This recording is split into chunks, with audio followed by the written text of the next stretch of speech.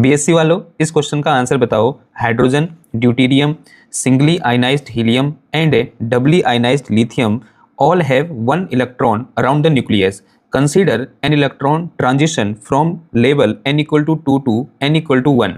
If the wavelength of emitted radiation are lambda 1, lambda 2, lambda 3 and lambda 4 respectively, then which of the following order is correct? Answer से फटाफट नीचे comment box में लिख। हम जानते हैं इमिटेड वेवलेंथ का फॉर्मूला क्या होता है, 1 upon lambda Z square R H into 1 upon n2 square minus 1 upon n1 square. जहां ये आर एच क्या है, रेडबर्ग कांस्टेंट है। वैसे ये अलग अलग एटम के लिए अलग अलग होती है, लेकिन हम यहाँ पर मान के चलेंगे कि ये सब के लिए, लिथियम के लिए, ड्यूटेरियम के लिए, हाइड्रोजन के लिए और हीलियम के लिए, तीनों के लिए एक ही है।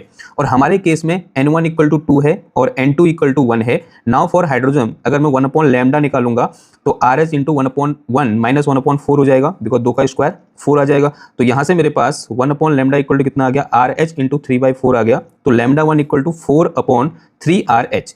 ऐसे में यहाँ से किसका देखूंगा, आप ड्यूटेरियम के लिए देखूंगा तो इसके लिए भी जेड इक्वल टू कितना होगा, 1 के बराबर होगा। तो 1 अपॉन लैम्डा 2 इक्वल टू ये कुछ आया, यहाँ से लैम्डा 2 निकालूंगा तो कितना आ गया, 4/3 आर एच आ गया, जो अगेन लैम्डा 1 के बराबर है। ऐसे किसके लिए देखेंगे, हम हीलियम के लिए देखेंगे, यानी हीलियम पॉजिटिव होगा, ठीक है, 2 पॉजिटिव नहीं होगा। अगर मैं हीलियम 2 पॉजिटिव के लिए देखूं तो 1 अपॉन लैम्डा 3 इक्वल टू कितना आ जाएगा, 4 इंटू आर एच इंटू 3/4। तो ये कितना आ गया, lambda 3 equal to 1 upon 3 R H. इसको मुझे लैम्डा 1 के टर्म में लिखना है, मैंने 4 से मल्टीप्लाई किया, यहाँ 4 से डिवाइड कर दिया। तो थोड़ा सा सॉल्व करने के बाद मुझे क्या मिला, लैम्डा 3 इक्वल टू लैम्डा 1/4, यानी लैम्डा 1 इक्वल टू कितना आ गया, 4 लैम्डा 3 आ गया। अब ऐसे अगर मैं यहाँ से फॉर लिथियम 2 पॉजिटिव के लिए देखूं तो 1 अपॉन लैम्डा 4 इक्वल टू कितना हो जाएगा, 9, बिकॉज इसके लिए जेड कितना होता है 3, तो 3 3 9 हो जाएगा, यहाँ से जेड स्क्वायर लिखा हुआ है। तो ये 9 आर एच इंटू 3/4 हुआ। तो लैम्डा 4 निकाल तो कितना आ गया, 4 upon 3 R H into 1 upon 9। और ये क्या है मेरे पास, लैम्डा 1 के बराबर है, वैल्यू पुट कर दी तो lambda 4 equal to lambda 1 upon 9।